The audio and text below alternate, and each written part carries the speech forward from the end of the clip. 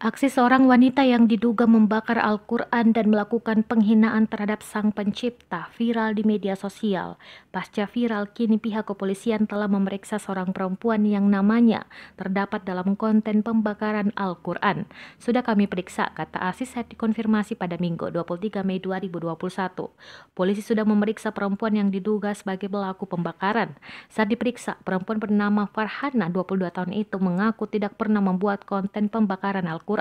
Kepada polisi, Farhana mengatakan namanya telah dicatut oleh akun Instagram @farhanasantoso245.